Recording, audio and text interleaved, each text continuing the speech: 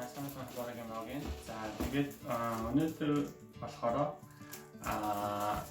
Ирикшо гэдэг энэ монголоор намтар гэсэн Японы сургуульд болох байна. Тэгээд цагийн ажилд болох байна. Үндсэн ажилтан ч гэсэн үндсэн ажилтнаас ороход энэ намтраад жижигээрээ гэсэн заавар шаардлагатай байгаа. Тэгээд энийг болохоор энэ маягт нь болохоор одоо гадуур комбини гэж ярьдаг.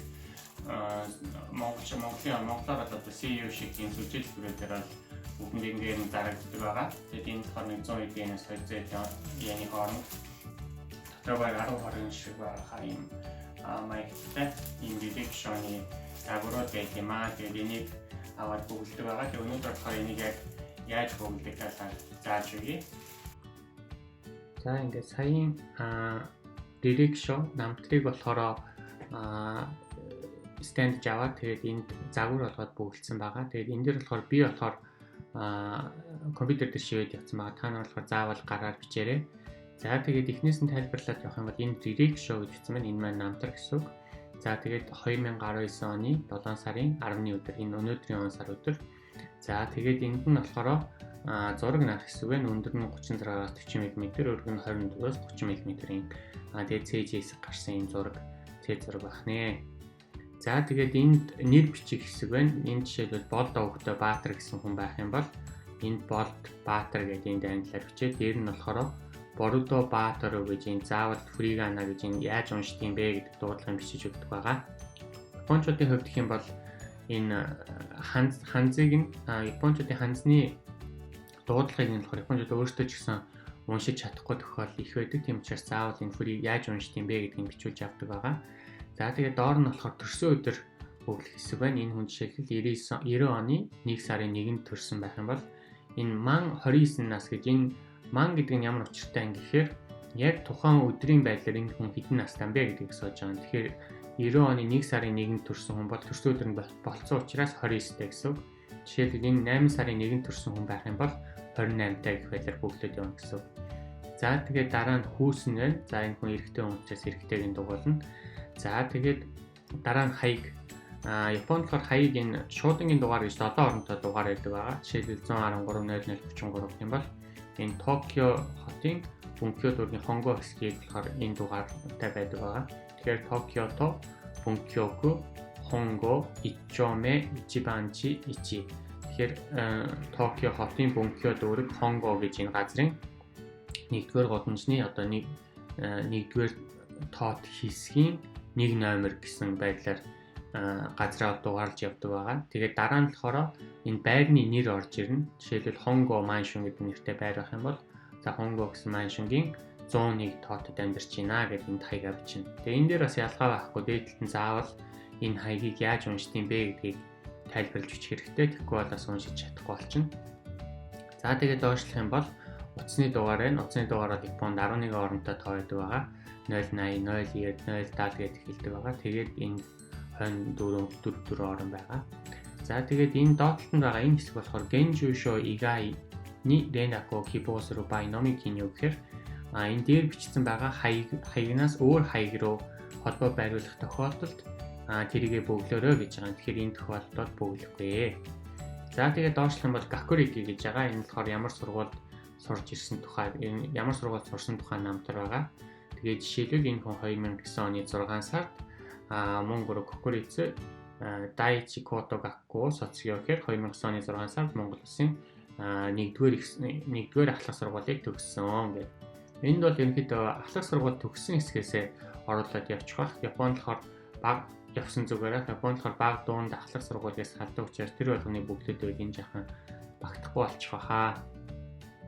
За тэгээд 2009 оны төгсөөд 2009 оны 9 сард болохоор Монгол Кокурицу Дайгаку Keizai Gakubuны Nyugaku гэхээр Монгол Улсын их сургуулийн эдийн засгийн сургуульд элсэж орсон. Тэгээд 4 жилийн дараа 13 оны 9 сард 6 сард болохоор Монгол Кокурицу Дайгаку Keizai Gakubu социо Монгол Улсын их сургуулийн эдийн засгийн сургуулийг төгссөн гэх байдлаар ороод сургуульд элсэн төгссөн гэж зааж хэрэгтэй. За тэгээд дараа нь болохоор Shokureki гэхээр за ямар ажил хийж исэн бэ гэсэн зүйлийг бичнэ гэсэн үг. Тэгээ энэ хаалтнаар Pato Arabaito Fukumu гэхээр энэ цагийн ажил хийж исэн ч гэсэн тэрийгээ заавал оруулж өгөөрэй гэсэн заалт байгаа. За тэгээд энэ жишээлбэл сургуулаа төгсчөө 6 сараас мөн Boiki Kaihatsuгийн Konyusha гэхээр Монгол Улсын худалдаа хөгжлийн банкнд за жишээлбэл ажилд орсон. За тэгээд 2019 оны 6 сард болохоор Nihon Yugaku no Tame Taisha Shimashita жишээлбэл Японд сурахын тулд компаниасаа болсон зэрэгээр ингээд бүглэх хэрэгтэй.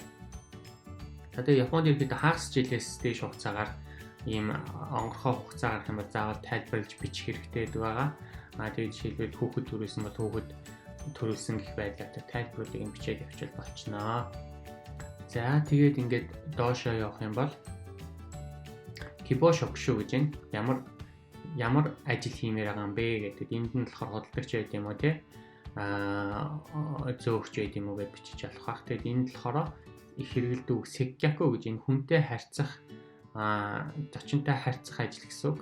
Тэгээд энд Sekyaku гэсэн үг бичсэн байгаа. Энэ Sekyaku хүнтэй харьцдаг тийм ажил хиймээр байна гэсэн юм бичээд. За доошлох юм бол Kibo Yobi Oyobi Kimujikan гэхээр 7 хоногийн хэд өдөр ажилламаар байгаа юм бэ гэж байгаа. Тэгэхээр за жишээлбэл нэгдгээс бүтэнсээ өдөр хүртэл. За жишээлбэл өдөөс өмнө хичээл байгаа гэвэл өдөөс хойш 1 цагаас 6 цагийн хооронд ажил хиймээр байна гэж бүглээд өгсөн. За энэ дээр болохоор 28 цагаа тооцоолох шаардлага байхгүй. Ерөнхийдөө энэ дээр болохоор ажилд гарч чадах хугацааг нь бол асууж байгаа. Тэгээд ажилд орсны дараа ерөнхийдөө том газрууд бол цаанаас нь 28 цагийн тохируулаад ажил болдог байгаа. За тэгээд доошлох юм бол энэ Kibo Kimukikan гэхээр энэ компанид энэ газар ажилламаар байгаа хугацаагаа хэлж байгаа. Тэгээд энэ дэр нэг сар эдэргээ богино хугацаа болд юм. Жишээлбэл энд 2019 оны 7 сарын 10-наас 2021 оны 6 сарын 9-нд нэг 2 жилийн хугацаанд ажилламаар байна гэдэг. Ер нь жилээс дээш хугацаа авах юм бол за энэ урт хугацаанд ажиллах юм аа гэд байна гэд авахтаа ч гэсэн дуртай байх гэж бодож байна. За тэгээд доошлох юм бол энэ болохоор Menkyo Shikaku Gino Nado гэхээр жолооны үнэлэх байгаа мó тэгээд мэргэжлийн үнэлэх байгаа юу, мэргэжлийн ур чадвар байгаа юу гэсэн асуулт байна.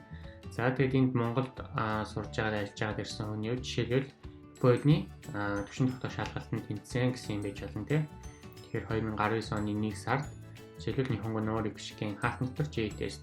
Энийг анхнаас нь J тест ч юм уу NAT тест гэж бичвэл жирийн Япон хүмүүс ойлгохгүй. Тэгээд энэ Nihongo no Rikushikийн гэдэг үг маань Япон хэлний түвшин тогтоох шалгалтаа гэсэн утгатай үг болохоор энэ ингэж үтсэн. Тэгээд зүгээр тэгээд N4 level-ний Gokaku гэхээр N4 түвшин тэнцсэн. За тэгээд энэ нь болохоор бас ойлгохгүй бол Shokyu буюу анхан шатны түвшин тэнцсэн гэж бичсэн ч болно.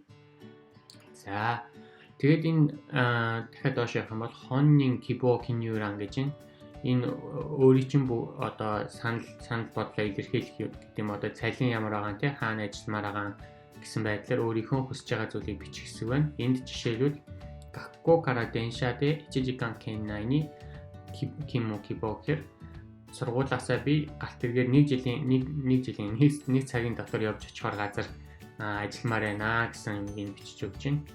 За тэгээд ажлынхаа хаана ажиллахаа мэдж байгаа тохиол тэр хүртэл энэ шагаар юм уу тий алхаад хэдэн минут явах юм бэ гэдгийг бичиж өгнө. Жишээлбэл энэ хүн 50 минут тэгээд Kozo Kikan гэхээр юугаар явах гэсэн үг. Тэгэхээр галт тэргээр 50 минут яваад очихоор газар амьдарч байгаа гэдэг. За тэгээд доошоо явах юм бол энд Fuyo Kazoku гэж байна. Энэ Fuyo Kazoku гэдэг нь болохоор өөрийн чинь тэгээд хаалт нутгаар хайгуу шоо нозоку гэж бичсэн байна. Тэгэхээр эхнэрээсээ буюу нөхрөөсөө босод өөрийн чинь тижээх үүрэгтэй хүмүүсийг хилж байгаа. Тэгээд энэ хүмүүсээр тооцоолохоор татвараас хөнгөлдөг байгаа. Тэгэхээр энэ хүн жишээ хүүхдгүй бол 0 хүнтэй. Тэгээд хайгууша гэдэг нь турсаа хэлсэн эхнэр нөхрийг хилж байгаа. Тэгэхээр эхнэргүй нөхөргүй бол нааши энэ байхгүй гэдгийг бүглэн, байгаа бол хари гэдгийг бүглэн. Тэгээд хайгуушано Fuyo Kimu-гэр тэр ихнэрийгээ тижээх үүрэгтэй юу гэж байгаа байхгүй.